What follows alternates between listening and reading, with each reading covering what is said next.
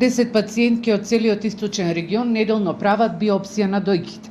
Кај 80% или кај 8 жени или пак девојки им се дијагностицира рак на дојката. Радиологот во Штипската клиничка болница Габриела Димова, која работи на овие биопсии, вели дека најчест ризик фактор за појавата на карциномот се стресот, но и фамилиарната анамнеза.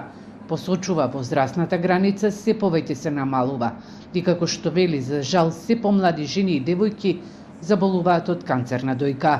Ако порано просечната граница било од 45 до 50 години, сега е од 25-та година. Сега се поместуваат овие граници. После 20-та година жените треба да почнат да си ги прават редовните ехопрегледи, после 40-та година да започнат да се прегледуваат на мамографија. Но меѓутоа кај девојки кои имаат позитивна фамилиарна анамнеза, тоа значи дека девојки кои во семејството имаат болна мајка, тетка, сестра, овие прегледи треба да почнат да ги започнат секако по 20-та година со ехопрегледи, а по 35-та година мамографија.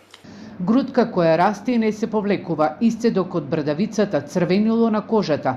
Ова се најчестите симптоми за канцер на дојка. Студентите од медицинските факултети во Штип и Скопје денеска учаа и слушаа од еминентни лекари и професори за ракот на дојката. Целта на овој семинар е да се подигне свеста и всушност да се свати дека медицината не е само теорија, не е само пракса, туку е всушност уметност на слушање, затоа што слушањето е всушност лекот, се слушаат симптомите, се слуша телото, но се слушаат и емоциите. Токму тоа ќе го фатиме во овој семинар и токму таа психолошка страна ќе биде и фокусот на овој семинар денес. Еднодневниот семинар на тема Розов октомври со слоганот "Телото зборува, умот страда, ајде да слушаме" е во организација на СОМА во Штип, а на едно место собра околу 200 студенти од факултетите за медицински науки.